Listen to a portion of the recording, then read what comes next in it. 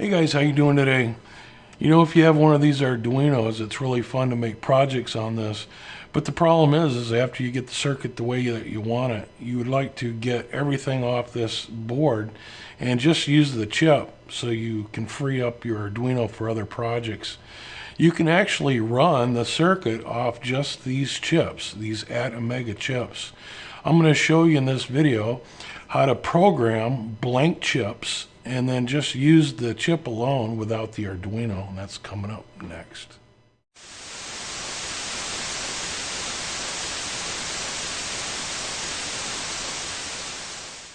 Okay, so let's get on my computer and I'll show you a couple places you can buy these chips. Now you have to have a bootloader on these chips. You can buy it two ways. You can buy it with the bootloader or without. Since you're making a programmer anyway, that's what this video is about, I would recommend buying the chips blank, and then you can just make your own, and they're a lot cheaper. This is the SparkFun website, and you can see that they're getting about $5.50 for a bootloaded pre-made. If we come over here to the Adafruit site, they also sell the pre-bootloaded chips for about $6 a piece. This is where I purchased my blank chips, and it's Banana Robotics. This is the ATmega 328P PU microchip, and I'll leave a link in the description. Anyway, I'm also going to leave a link to this site for the Arduino website, and it shows you how to wire up the programmer that we're going to be making. Okay, I'm going to go ahead and wire this up, and I'll come back and I'll show you how to program the chips. Okay, I'm going to go ahead and show you how to burn these chips. These are the chips that we purchased that I told you about. This is the ATmega 328P PU chip. They come in these nice static bags, and generally we'll buy like 10 of them, so we got like 30 bucks here for 30 chips. So they come in a nice static bag with a Ziploc, and they're stuck in this foam, and that's what it looks like right there. And if you look at it, these legs are kind of spread out a little bit. What I like to do is get something like a hard surface, like this tape dispenser, and put the one side of the chip on it and press down, so I'm bending these pins evenly so they're more straight down, and then they'll go in here much easier. Just give a little push on each side.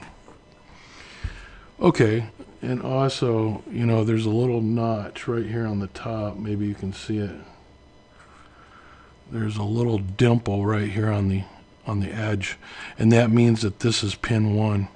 And on my little programmer that we built, I used a green wire on pin 1, so I know that this chip goes, the green wire goes to pin 1, so you know how to put it in there. Okay, so let's just put our little chip in here.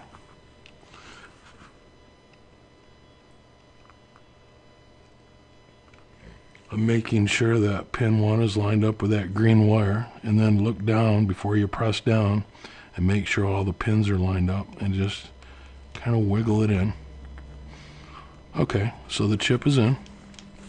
So let's go ahead and plug in our Arduino into our computer and apply power. Let's go to my computer here, and we're going to open up the Arduino software.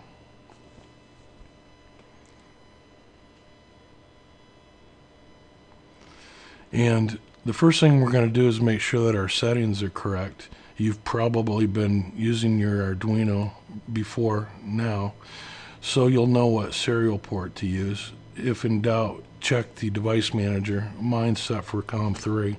Make sure you have the correct settings on that. And then this is very important that you go under board, and for the chips that we bought here today, these ATmega 328P-PUs, you have to use this second board driver here, this one right here. We tried using this one and it didn't work for that chip, but this one works just fine, so make sure you check the settings on that. Okay, we're going to go ahead and load up a sketch. And if you go under File and you go to Examples,